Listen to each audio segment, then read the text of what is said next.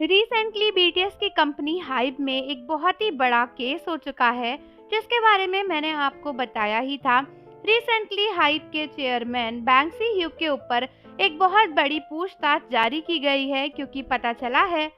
कि उन्होंने काफी सारे गलत तरीकों से पैसा कमाया है और इस पैसे की जवाबदेही तो अब उन्हें देनी ही पड़ेगी। दोस्तों, ये जो इलीगल पैसा है एक तरीके से काफी बड़े अमाउंट का है और इसका इम्पैक्ट बीटीएस की पूरी कंपनी पे काफी भयंकर पड़ सकता है। लेकिन दोस्तों, कई सारे लोगों का कहना है कि अगर बीटीएस की कंपनी के ऊपर इतना सारा नुकसान पड़ा तो इससे बीटीएस को भी बड़ा खतरा हो सकता है और आर्मी इस डर में है कि कहीं इस पूरे चक्कर में बीटीएस को जेल तो नहीं जाना पड़ेगा या फिर कहीं बीटीएस का कमबैक तो नहीं रुक जाएगा। दोस्तों, आई नो कि आप में से बहुत सारे आर्मीज को लगता होगा कि यार हर समय बीटीएस के साथ ही कैसे गलत हो सकता है और आखिर ये सब क्यों हो रहा है। बट दोस्तों, ये बिल्कुल सच्ची न्यूज है और आप चाहो तो इसे खुद भी सर्च कर सकते हो। रिसेंटली बैंक्सी ह्यू के ऊपर एक बहुत बड़ा केस हुआ था और पता चला था कि काफी सारे करोड़ वॉन जितना पैसा उन्होंने गलत तरीके से कमाया है। लोगों को बेवकूफ बना के अपनी कंपनी के स्टॉक्स को ऊपर नीचे बेचकर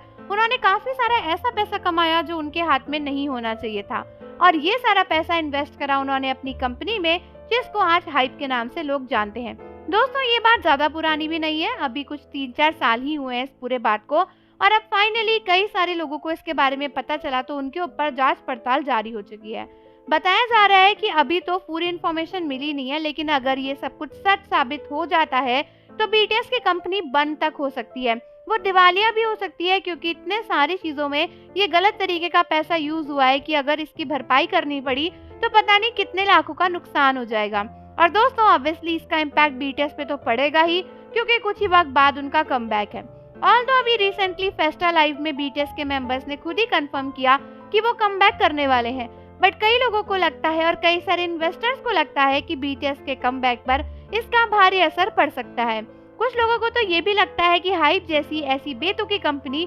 ऐसे मौकों पर कुछ भी कर सकती है।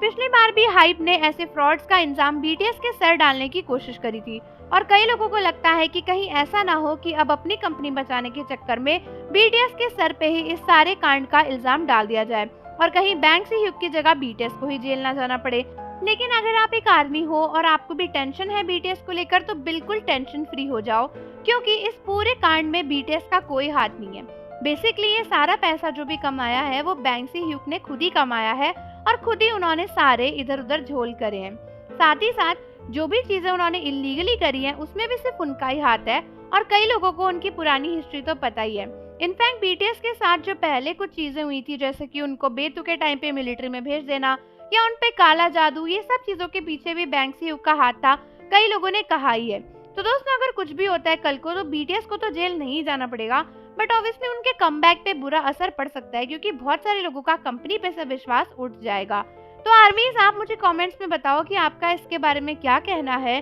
और जाने से पहले चैनल को जरूर सब्सक्राइब कर लो, बेल आइकन प्रेस कर दो। मिलते हैं आपसे अगली वीडियो के साथ।